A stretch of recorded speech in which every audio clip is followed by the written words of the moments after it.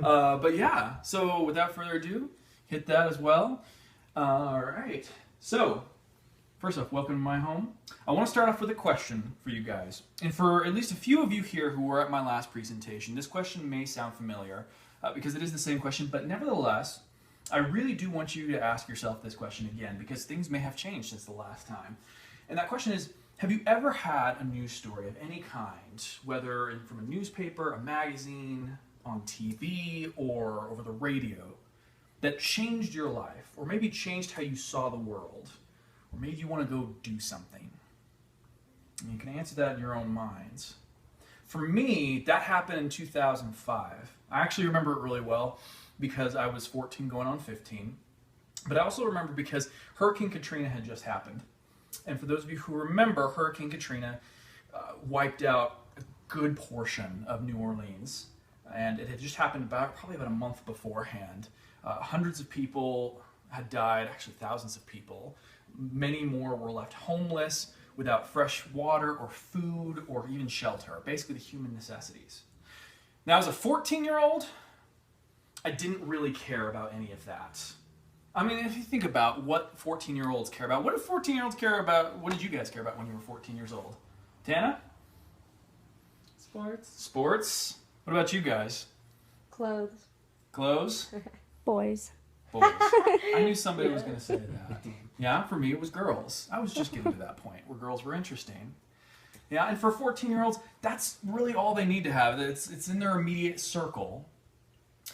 But this one day, I was in the bathroom because my parents had a subscription to Time magazine, and after reading it, my dad would usually leave them in the restroom for people to read because we didn't have smartphones back then, and I still hold that Time magazine is more interesting than a smartphone when you're in the restroom. And I saw this article. It was a special report about Hurricane Katrina. A lot of photos, a lot of interviews with the survivors of Hurricane Katrina. And I'm reading this, and I'm looking at some of these pictures that are happening, looking at the survivors of this horrible tragedy, and something miraculous happened. I started to care about these people I had never met before in my life. And I wanted to get out of that bathroom, I wanted to get in a car, and I wanted to drive down to New Orleans. I wanted to help them more than anything. But again, I was a freshman in high school. I wasn't going anywhere. It did not, however, stop my father, who took about 2 weeks off work, got with a whole bunch of friends, other guys, loaded up some cars with tools, with food, and drove the 800 to 1,000 miles from Charlotte, North Carolina to New Orleans. He missed my birthday because of that.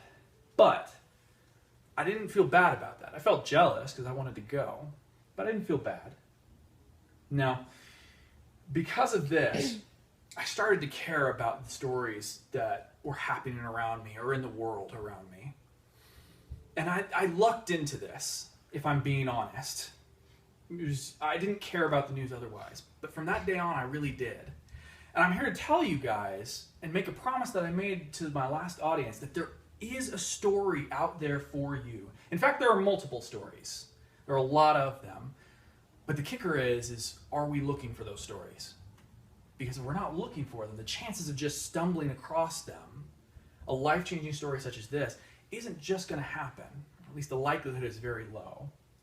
So what I want to do tonight is I want to simplify this entire process for you guys. I want to make this easier to find your story. And to do that, first, we need to find out where you're going to find your story.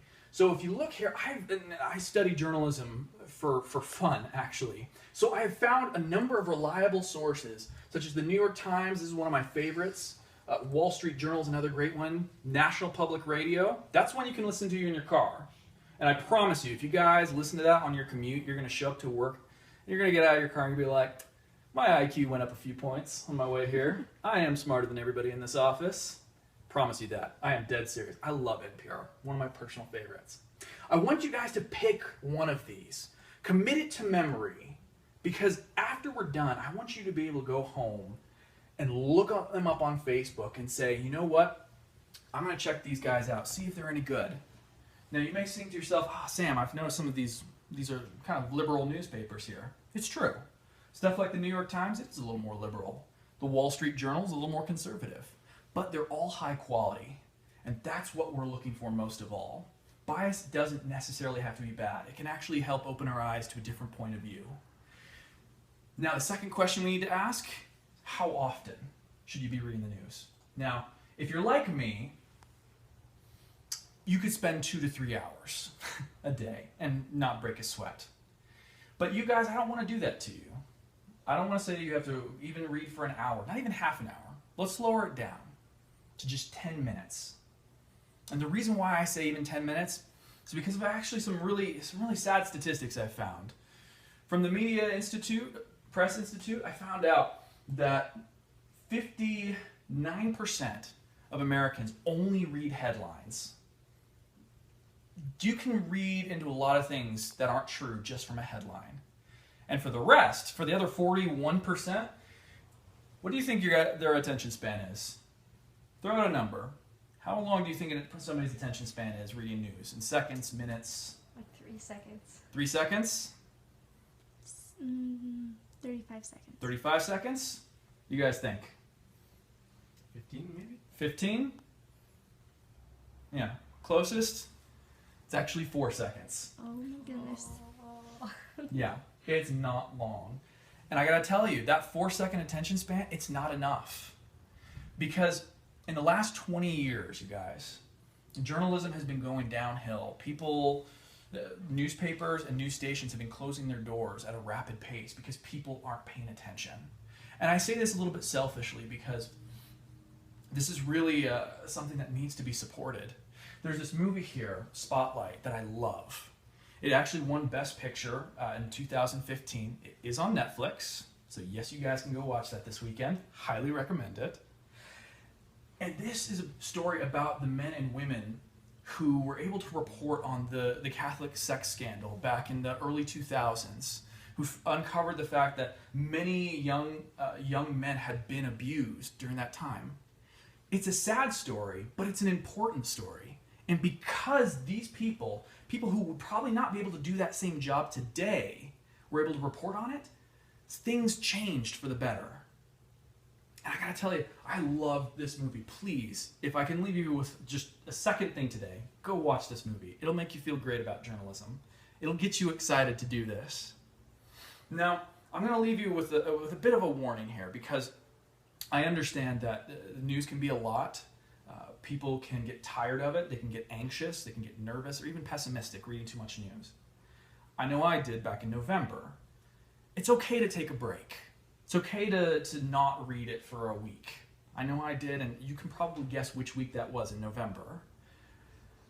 There is something to say for that cliche phrase, ignorance is bliss.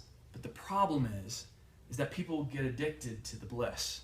They get lost in ignorance. And I gotta tell you, if ignorance is bliss, I would argue that more important, knowledge is power. This is power, and it's yours for the taking. Thank you so much for your time today.